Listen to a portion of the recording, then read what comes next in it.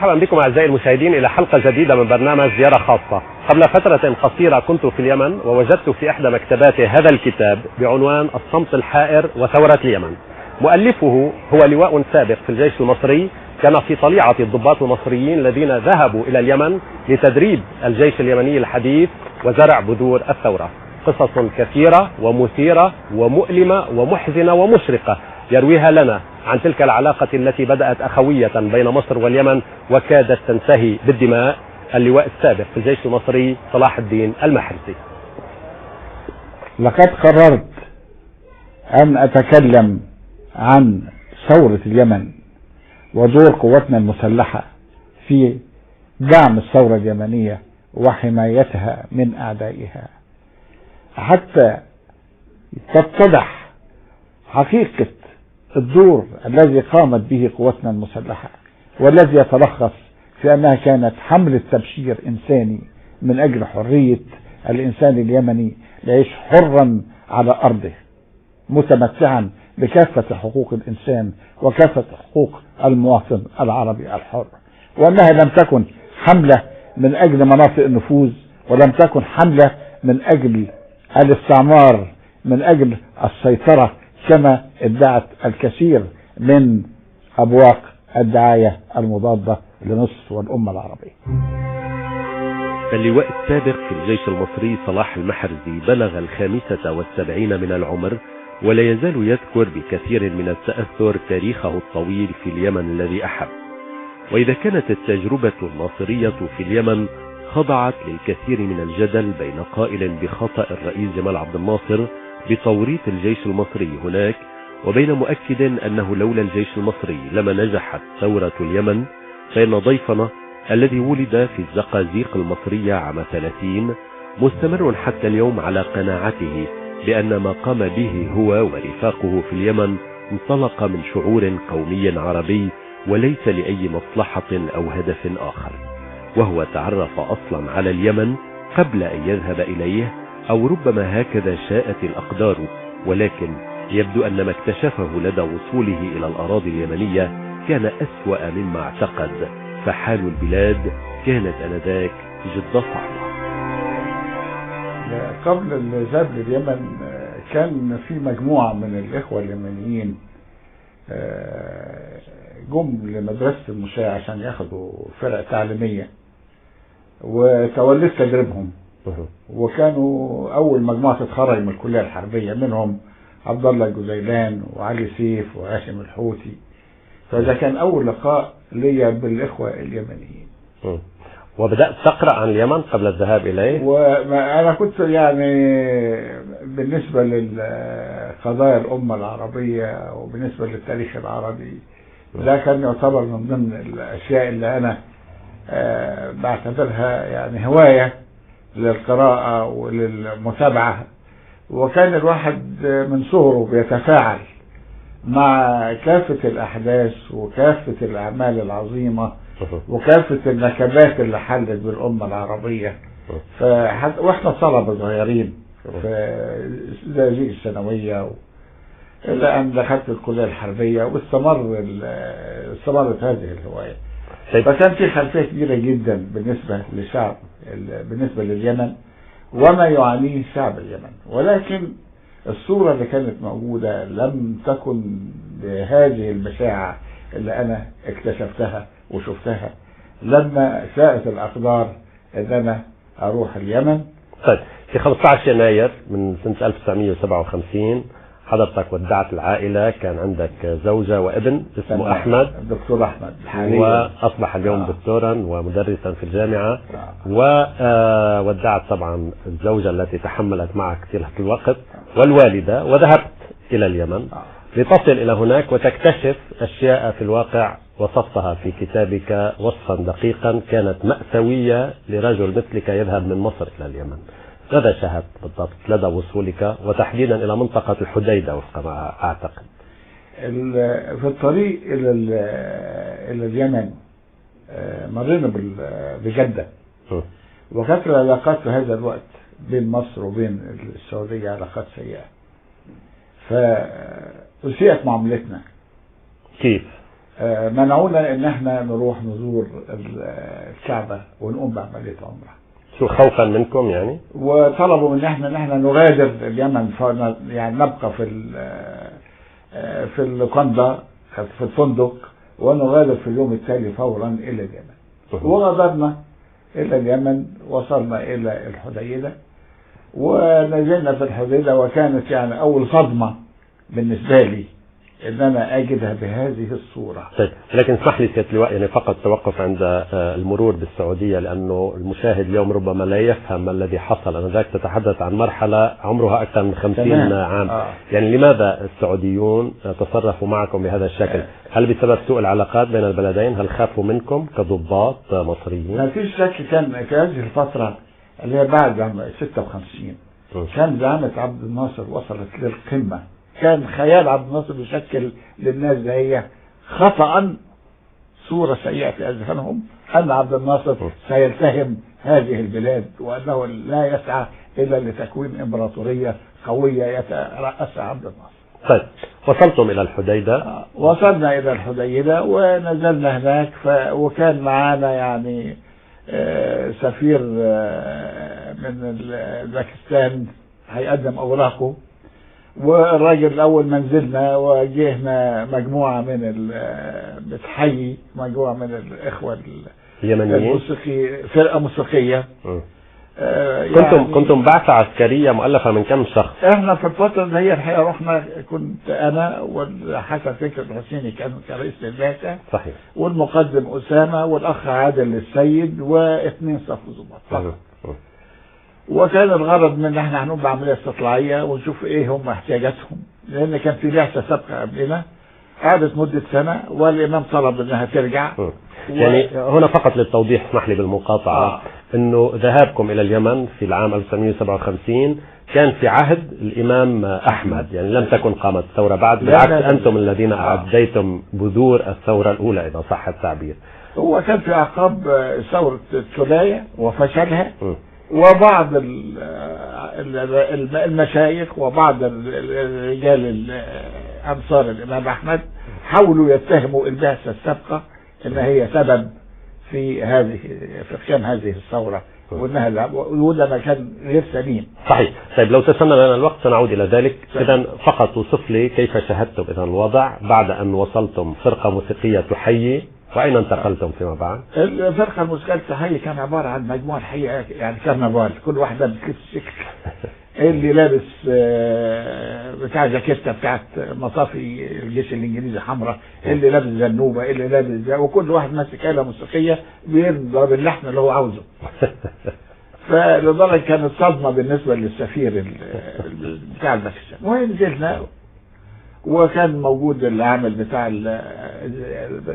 عامل الحديدة، سلم علينا وقال انا مندوب الامام بحيي البعثه والى اخره، اتفضلوا على دار الضيافه. هو قال كلمه دار الضيافه، قصر الضيافه، وذهني سرح للقصور ايام الخلفاء الراشدين وايام الامويين، قصر احنا رايحين. والحديدة الحقيقه قامت بدور يعني مخادع من بعيد، تشوف كان البيوت اللي معموله من القش في بتعمل زي السراب، فتهيأت لي انها عباره عن قصور فعلا والى اخره. وكل ما نقرب وجدت عباره عن مجموعه من البيوت القش، ومش اكثر من 5 6 7 بيوت من الحجر، وناس من قبائل الزنانيق يعني جذورهم حبشيه او زنجيه شبه وراء، خدت بالك، واراضي في منتهى القذاره، خدت بالك. ووصلنا الى دار الضيافه اللي سموها قصر الضيافه. وكانت صدمه لرئيس البعثه انه موصل قصر الضيافه كده. شو كان عباره عن يعني بيت من يعني مهما وصفته لك، خدت مساحتك، بيت من البيوت القديمه مبني من الحجر، علشان تخش له لازم تنزل 3 درجات لتحت، و4 عساكر من جنود الامام لابسين اللبس الياده وقاعدين على الارض وبياكلوا قات. وكان معانا رئيس ضابط العلاقات ورئيس المرافق، كان اسمه العقيد حجر. طلع عقيد حجر عاوز يظهر عسكريه بقى، فقال يعني سلام البعثه العسكريه. طبعا ما حد سال عنه من جند عقفه، طبعا كانوا بخزن نقاط اهم. فبصوا له كده البلاء ولا سألوا عنه. طلعنا. تقول في كتابك انه العقيد حجر كان اسما على مسمى. اسما على مسمى. شو السبب؟ طلعنا فوق. لا شو السبب؟ يعني كان قاسي الميراث؟ ما كانش يعني حضر البديهة، ما كانش يعني كان متجمد عنده افكار معينة، وهو كان الله يكون في عونه. والعقيد حجر لما طلعنا احنا فوق فشفنا دار الضيافة عبارة عن صحن وعبارة عن مجموعة غرف كده ودورة مية كده معمولة من الخشب عادي، خدت بالك؟ فرئيس البعثة صدم فبيقول لي ده قصر الضيافة. قلت له يا فندم. فرد حجر قال له فندم ده احسن من بيت الامام احمد. يعني قصر الامام احمد يقل عن دار الضيافة بكتير. خطر على بالكم في اللحظة ان تعودوا الى مصر؟ لا، هو رئيس البعثة كان فاكر ان هم حاطيننا في مكان عشان يعني تكون النتيجة ان احنا نطلب العودة للقاهرة مرة اخرى، لان المكان فعلا ما كانش يصلح للاستمرار فيه او للعيش فيه. وطبعا زي ما قريت سيادتك في الكتاب كان في هناك بعض السجناء بطريق غير مباشر، اللي هو اللي كان بعض الاخ من المرحلة التجاري لألمانيا الشرقية. وقعدنا هناك السائل لأعصاب رئيس البعثة ان قعدنا حوالي 21 يوم ما حد سأل فينا. كان إهمال البعثة العسكرية المصرية من قبل حاكم اليمن آنذاك الإمام أحمد مقصودا، فسيد اليمن لم يكن بالأصل مرتاحا لزعامة الرئيس جمال عبد الناصر، الأمر الذي جعل مصر تراهن آنذاك على ابنه الإمام البكر. ولكن البعثة المصرية أصرت على البقاء والدخول شيئا فشيئا إلى قلوب القبائل وزعمائها وإلى عقل الإمام الذي كان حذرا جدا من كل البعثات العسكرية الأجنبية نظرا للمحاولة الانقلابية التي تعرض لها على يد الضابط العراقي الأصل جمال جمل. كان اليمن مقطوعا عن العالم الخارجي وشديد التخلف آنذاك ويشكل صدمة لزائريه. الشيء اللي صدمني حالة الإنسان العربي اليمني لا حق له في شيء إلا إنه يصلي ويدعي لآل بيت حميد الدين. فقر، جوع، قرى بالكامل تموت من الجوع في تهامة، أمراض منتشرة. وكنت استغرب ازاي سموا اليمن ده باليمن السعيد، ازاي الدولة ده هي تنتمي لجامعة الدول العربية والإنسان اليمني بهذه الحالة. وعلمت الثورات اليمنية اللي كانت والانتفاضات اللي حصلت قبل كده كيف كانت تنتهي بكارثة يباح فيها دم كل يمني رجل أو امرأة، بحيث ان كان في عيد يعتبره الإمام أحمد اسمه عيد النصر. هذا العيد كان بيعتبره اليمنيين اليوم الأسود اللي أبيحت فيه صنعاء بعد ما فشل الانقلاب اللي قام به جمال جميل أحد ضباط البعثة العراقية اللي تزوج يمنية وبقي في اليمن وتفاعل معهم وقام بثورته وفشلت هذه الثورة. يعني حضرتك شاهدت ناس يموتون جوعا مثلا أو فقرا أو حرا بكميات كبيرة؟ بقول لحضرتك ان في كانت قرى بالكامل تخش فيها خدت بالك ناس اساسا ميته ما اندفنتش. المعاناة اللي كانت بتيجي من الخارج دي والاخر كانت بتتباع في الاسواق في المدن. رغم كل هذه المآسي فإن البعثة المصرية حرصت على تقديم كل ما لديها من خبرة عسكرية، وكان معظم قادتها من ذوي الخبرة. فضيفنا صلاح المحرزي كان قد تخرج من كلية الحربية عام 49 ثم من كلية أركان الحرب عام 66، وسرعان ما أصبح كبير معلمي البعثة العسكرية في اليمن وقائد كتيبة مشاة، ووصل به الأمر إلى أن أصبح رئيس استطلاع القوات المصرية ومسؤول شؤون قبائل اليمن. عادت البعثة في المرة الأولى إلى القاهرة بتقرير عن الأوضاع الصعبة في اليمن، ثم قرر الرئيس جمال عبد الناصر إرسالها مجددا إلى هناك، وكان المرور مجددا بالسعودية وعودة إلى المشاكل، خصوصا حين طلبت البعثة العسكرية المصرية الذهاب إلى مكة المكرمة. رفضوا في الأول، بعد ما نزلنا رجعونا بالعربيات بتاعتنا، وتدخل أحد الأمراء وقلنا واعتذروا، ورحنا زرنا الكعبة لقيت، وكان أول لقاء ليا بالكعبة الشريفة، وحزنت. شو السبب؟ وأنا بقبل الحجر الأسود اجتاحتني مشاعر متعددة، خدت بالك، متناقضة مع بعضها. ثورة في مصر كانت حلمة بالنسبة لي، وزعيم قلما يجود به الزمن، ولكن للأسف هناك جيوب أخرى صددية، خدت بالك، لتسوه هذا الدور وهذه العظمة وهذا الزعيم اللي احنا كنا بننتظره وبنحلم به. ثم عالم عربي ربنا اداله كل المقومات، ولكن لا يملك من نفسه إلا الخضوع والارتماء في أحضان أسياد ما هم بأسياد. فكرت بكل ذلك وأنت أمام مكة؟ وأنا فدعيت، خدت بالك، قلت يا رب معجزة من عندك، معجزة من عندك. تاريخنا، إسلامنا لا نستحق ما نحن عليه، هزايمنا كلها بأيدينا.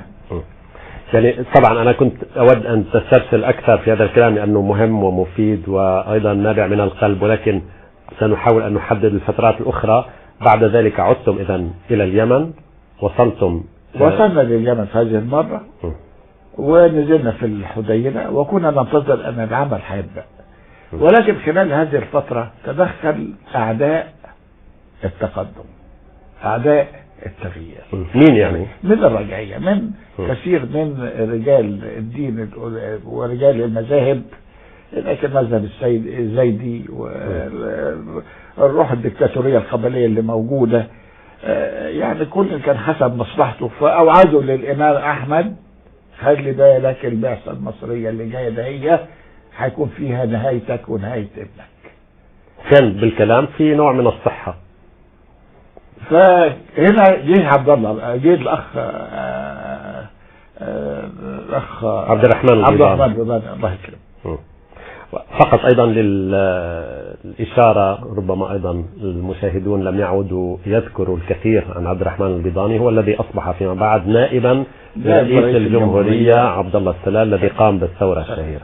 كان في الوقت ده الأخ عبد الرحمن البيضاني كان بيعمل في الخارجية اليمنية، وكان أنصل أو اليمن في ألمانيا، وراجل مثقف. جه وقعدنا مع بعض، وكان دخل كده بطريقته اللطيفة فين سجناء زندة، وقعد معانا الراجل فين سجناء زندة.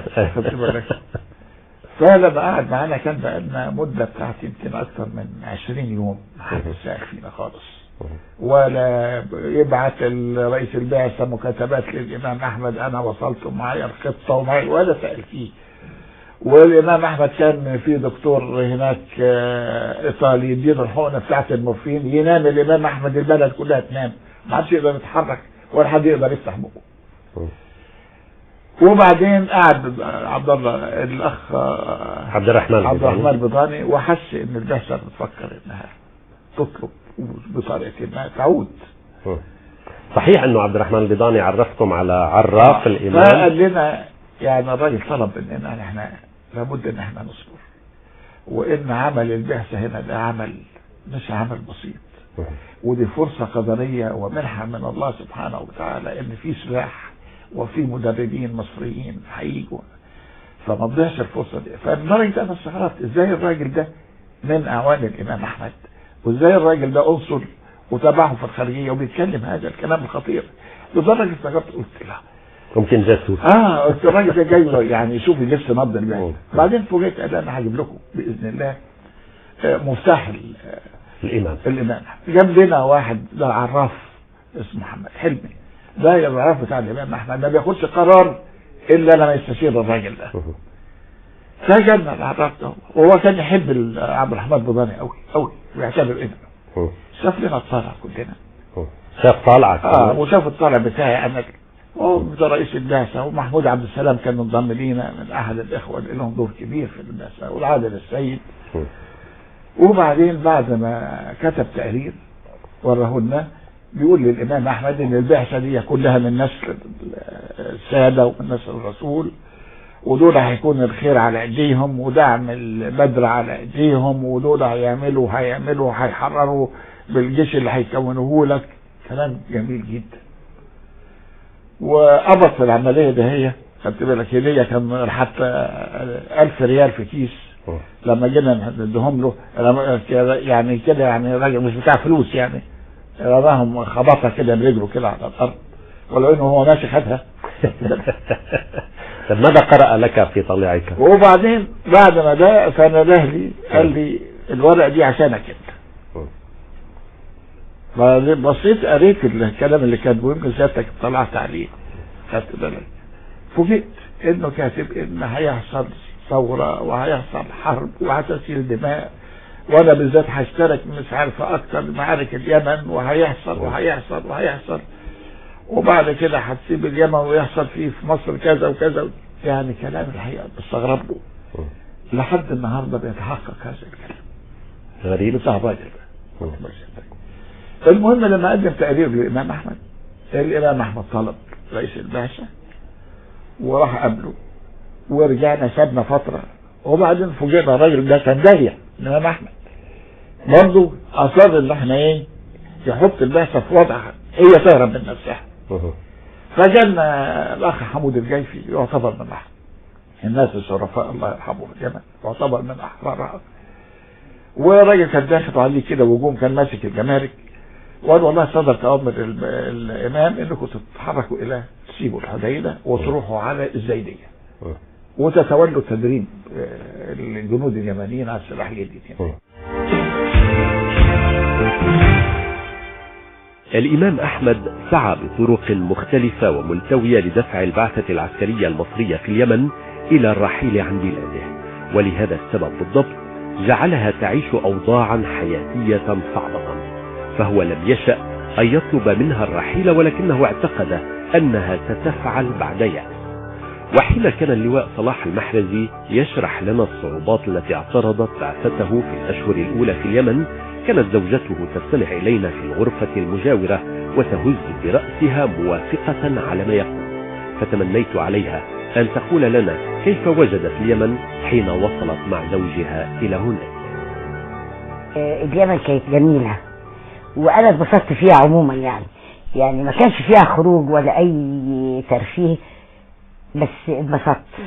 ليه؟ لأن صرحت إن دايما في البيت، فاتبسطت فيها وكويسة، بس العيشة كانت صعبة. شو الصعب فيها كان؟ الحياة يعني ما فيهاش أي حاجة مريحة في البيت. هو عمل لي زي طقم في البيت، جاب لي فلتر للمية، التواليت عندهم صعب جدا أياميها، يعني سنة 59. كنت ناصرية حضرتك كمان ولا لا؟ لا، جمال عبد الناصر أحبه قوي، وانا ذات نفسي بقول الله يرحمه اللي ما فيهوش خير في عبد الناصر ما فيهوش خير في الباقي. انا بتكلم بجد. فاللي بيتكلم على عبد الناصر بعد ما توفى هيتكلم على اي حد ثاني. اللواء المصري صلاح المحرزي يحتفظ مع زوجته بالكثير من الصور عن تلك التجربة اليمنية في عهد الإمام أحمد، ولكن الصور الأهم هي تلك التي تحفظها ذاكرته، وفي الذاكرة محطات كثيرة فيها من المجد بقدر ما فيها من الدماء والدموع.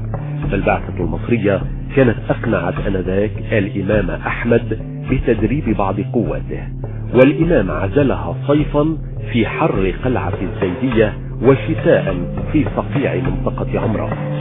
ورغم ذلك فإن اللواء المصري صلاح المحرزي ورفاقه نجحوا في إقناع ابن الإمام أحمد أي الإمام البدر بإنشاء لواء عسكري بأمرته، وكان في ذلك أول إنجاز كبير للجيش اليمني من جهة، وأول بذور الثورة على عهد الإمام من جهة ثانية، حتى ولو أن الرئيس جمال عبد الناصر لم يكن مستعجلا على قلب الإمام أحمد.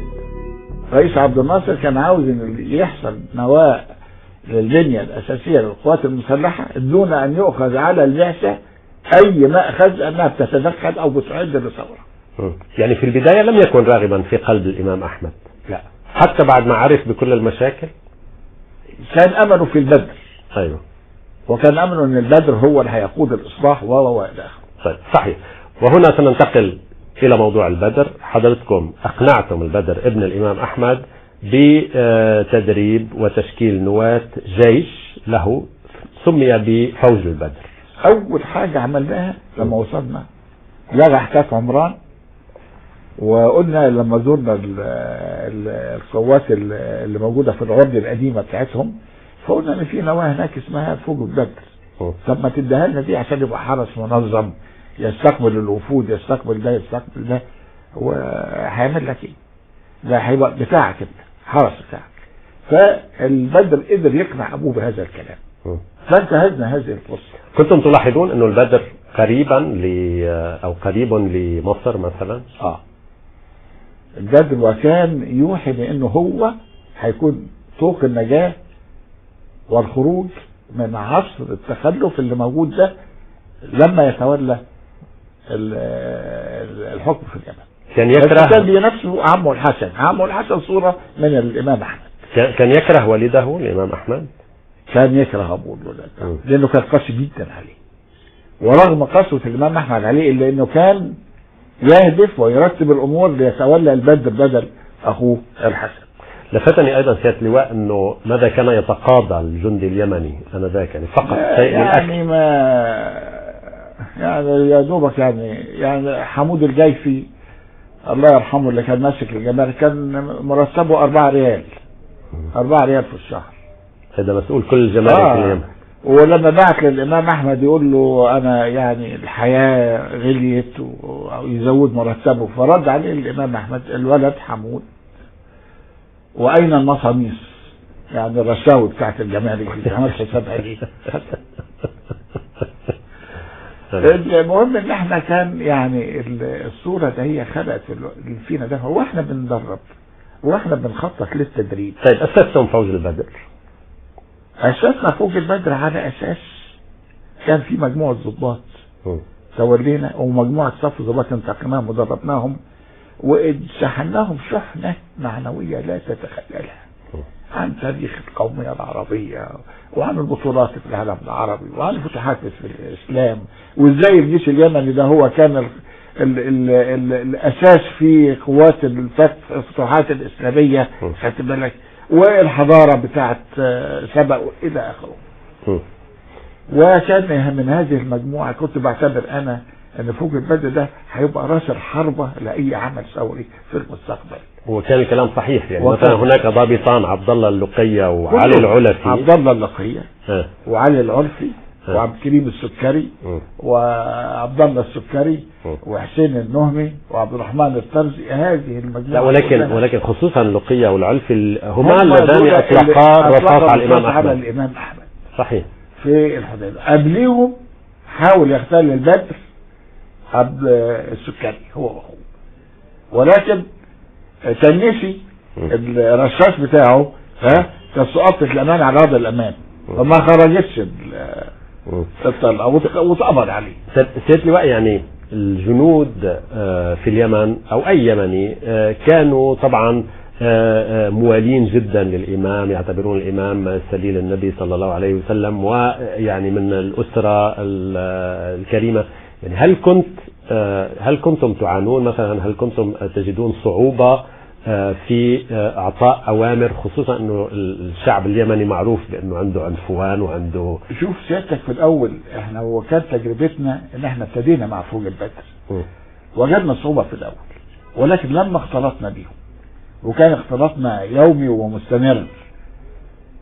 اليمن بطبيعتهم خصوصا المناطق غير زرانيق وتهامة، دول بقى اليمنيين اللي هم العرب من اصول عربيه، خدت بالك كامله، في منتهى الذكاء، في منتهى الشجاعه، حافظين القران. فكان بيتقبل لما نتكلم معاه ونتكلم عن تاريخ بلده ونتكلم عن دورهم في الفتوحات الاسلاميه، فكان بيستهديهم هذا الكلام. وبعدين لما كنا بنعرفه يعني العالم النهارده موجود فيه ايه الحقوق بتاعته، لانه كان اليمن مقطوعا عن العالم الخارجي. فكنا يعني وكنا بنقعد بالساعه وبالساعتين وبالثلاثه، وكان حتى عمليات التدريب بتاعنا اللي احنا بنعملها معاهم تسير يعني تسير في نعرة الوطنية بتاعته. فكان مثلا من ذكائهم ان التدريب على الاسلحه المضاده للطيارات مدفع 37، المشجعات المكتوبه بالانجليزي كان بيجيد استخدام السلاح خلال 15 يوم اثناء لما كان نطلع نرمي للضرب النار. ممتازين. قدرنا نربطهم مع بعض من قبائل مختلفه، اتكونت منهم فصائل، اتكونت منهم سرايا. الناس العقلاء بتوعهم اللي هم المفروض هم من كل مجموعه جايه من قبيله جايبه واحد زي ايه رئيس عليهم، عملناهم صف ضباط. تم إقناع الإمام البدر وكذلك الإمام أحمد بضرورة توسيع قاعدة الجيش، خصوصا أن الجيش الإنجليزي المحتل كان يكثف اعتداءاته. اشترط الإمام أن يكون أبناء القبائل هم الضباط. تم إنشاء مركز للتدريب في منطقة تعز، ونجحت البعثة العسكرية المصرية فيما كان الانفصال قد وقع بين مصر وسوريا، فتم إرسال بعض الضباط المصريين العاملين سابقا في سوريا إلى اليمن، وكان بينهم ضابط موال للقيادي العسكري الكبير شمس بدران، وهو الذي تسبب بإنهاء مهمة ضيفنا اللواء صلاح المحرزي في اليمن حين اختلف الرجلان. عاد صلاح المحرزي خائبا إلى القاهرة وبقي فيها 3 أشهر حتى طلبه المشير عبد الحكيم عامر في مهمة إنقاذ. العملية اصلها المهم وانا في بيتنا هنا قعدت 3 أشهر. خدت بالك، لا تليفون، الاصدقاء هربت، اللي يعرفني بره مني زي العادة كان عادة. ففي مرات قاعد في البراندة بره هنا هو وبكلم ناس زعلان، الولاد ما كملوش تعليمهم، البنات ما اتجوزتش، يعني ضيعت مستقبلك والى اخره. خدت بالك، لان كانت الخطوه التاليه يعني يا عالم يا سجن يا ده يا ده. والله وانا موجود بصيت لقيت عربيه بوليس حربي جايه، نزل ضابط بوليس حربي ودي رئيس الاركان طلب رئيس الاركان علي عامر الله يكرمه، قال للمشير عبد الحكيم عامر بنفسه منتظرك في صنعاء. في صنعاء فوجئت. خدت بالك، خفت؟ لا مش خفت، فوجئت يعني ارجع من بيتنا لقائد القوات مطالبني في صنعاء انا، وقال لي خدت طياره الانتنوب حاجزين لي فيها، وصلت صنعاء، كان بيودعني عندي الاخ شرف ترك كان من المخابرات العامه ماسك مجموعه الدول العربيه، ووصلت صنعاء، خدت العربيه اللي مستنياني على بيت المشير استراحه المشير، وطلعت فوق علي شفيق دخلني اوضه المشير، كان في اوضه النوم بتاعته. خدت بالك، ولسه بيطلع لبيسه من الجزمه وبيدور كده، فقال له صلاح المحرزي يا فندم، الراجل قابلني مقابله اب الله يرحمه، وده كان اول لقاء مباشر ليا مع عبد الحكيم عامر. يبدو انه المشير عبد الحكيم عامر احتضنك وقبلك ويعني قال لك كلاما وديا جدا. مقابله اب. وانا كنت في اشد الحاجه في الفتره اللي هي لان كانت معنوياتي بتغلي. وكان موجود عنده انور السادات صحيح؟ فعلا يعني انا وانا جاي بدور عشان اقعد بعد ما قابلني، فواحد كان شايل فنجان قهوه ومدينا ظهره وطالع بره، فلقيت بيقول له اقعد يا انور، اللي هو رئيس انور السادات، انا عايزك تشرح. اقول له صلاح ايه؟ انور. وبعدين انا افتكرت بقى هيكلمني تنظيم الضباط واللي قام ومين وسوى ومين اللي عرض ومين ما عرضش وده قال ايه وده قال ايه، خدت وخدت اللي هو محور التقرير اللي انا كنت كاتبه. نعم. فأفاجأ بيقول لي ايه؟ بيقول لي يا صلاح احنا عندنا في واحده من الوحدات كتيبه كذا، انا شلت قائدها وعزلت 4 ضباط فيهم، عزلتهم عساكر، ومنهم الاخ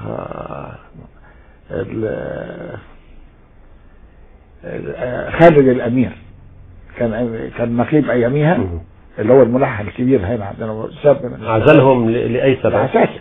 شو السبب؟ السبب انهم يعني لما راح لهم الفريق القاضي قابلوا مقابله سيئه جدا، ورئيس التوجيه المعنوي، واحنا جينا هنا بنحارب يمنيين وبنحارب في الاسلام وليه، يعني اعتبر المشير انه في حركه تمرد، اعتبرها هذا، لكن هي ما كانتش وصلت لهذا الشكل، ولكن قبل ما خدت بالك، فلدرجه ان البعض قال لك احنا لازم نأدب الولاد دول، فنروح بقى النازيه اللي كانت سيده الجيش، احنا ناخدهم يروحوا يعتقلوا في معسكر من معسكرات الاعتقال اللي كانت.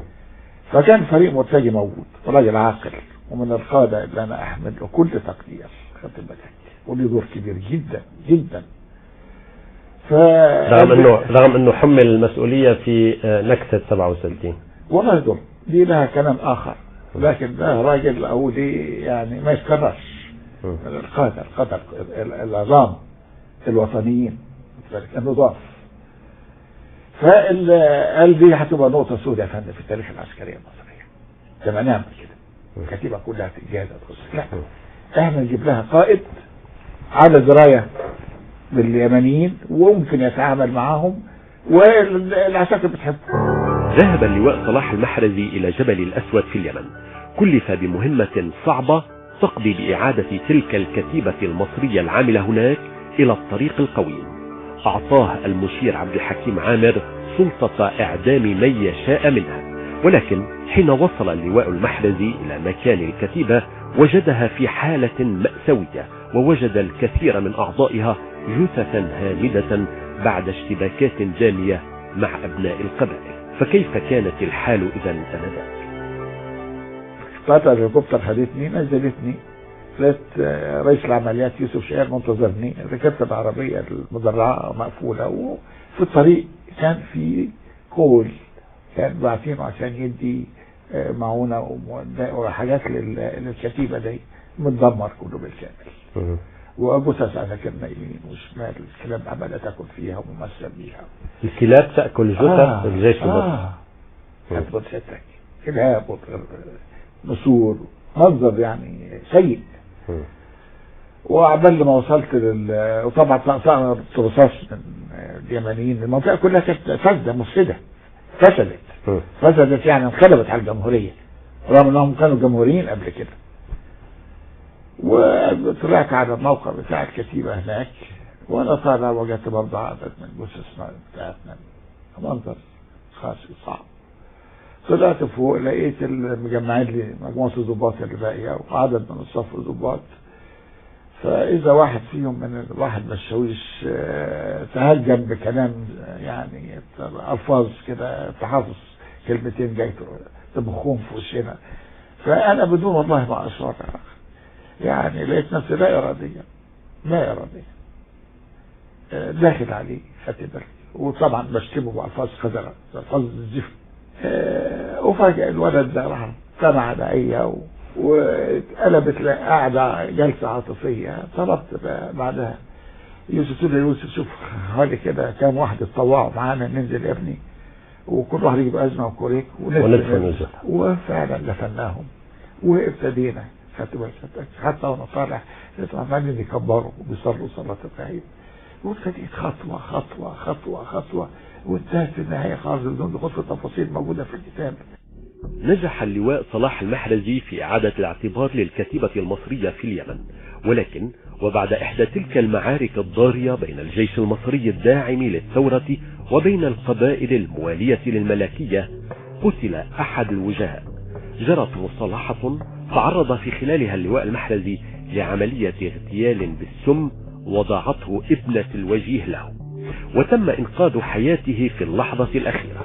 وأما الخطوة المهمة الأخرى التي قام بها فتمثلت بالصلح الذي ساهم به شخصيا بين الثورة وبين الشيخ عبد الله الأحمر، الذي كان قد اختلف آنذاك مع قائد الثورة عبد الله السلال رغم دعمه الكبير للثورة في بدايتها. وجد الشيخ عبد الله الأحمر نفسه مع رجاله وبينهم ضباط كبار محاصرين بين قوات السلال والجيش المصري من جهة وبين الملكيين من جهة ثانية. كان طلعت حسن علي قائد القوات المصرية يريد جلبهم، فأقنعه اللواء صلاح المحرزي بتجنيب مصر مشاكل كثيرة، خصوصا أنها كانت آنذاك قد دخلت مرحلة حرجة في الحرب مع إسرائيل في سياق النفس الطويل بعد النكسة. كان اللقاء في عمران في خيمة كانت معدة، وكان كل المشايخ بتوع حاشد غالبيتهم موجودين، وجه معايا مندوب من شؤون القبائل ومن القيادة ومن رئاسة الجمهورية اليمنية، وحضرنا هذا الاجتماع. ابتديته بكلمة، ثم ابتدى الشيخ عبد الله الأحمر يتكلم عن الثورة ودوره ودور حاشد في تأييدها، وهو دور صحيح دعم وقال يعني ان اللي حصل ده خطأ وما كانش ينتظر. صحيح القيادة اليمنية أخطأت، طب القيادة المصرية العسكرية كان المفروض ما تغلطش هذا الخطأ، ولكن يعني ما معناه يعني احنا في قالب واحد وفي مركب واحدة، وعفى الله عما سلف، ونرجو ان احنا تعود الامور الى ما كانت عليها، واحنا سند للثورة والى اخره. فاختلفوا بقى هما مع بعض، أهل القبائل موجودين. البعض قال لا احنا نتحداهم واحنا نحارب السلال ونعمل ونسوي وانذارات والى اخره. كنت تشعر انه الشيخ عبد الله الأحمر ضد السلال؟ لا لا لا لا، ما كانش ضد السلال. الشيخ عبد الله الأحمر كان الراجل مع الصح، يعني آراءه كلها كانت لخدمة الثورة، طيب ما كانش ضد السلال. صحيح. في نهاية الوضع طبعا فيما بعد اختلف معه، يعني كما حصل خلافات مع الرؤساء الآخرين، ولكن هو دعم في البداية السلال.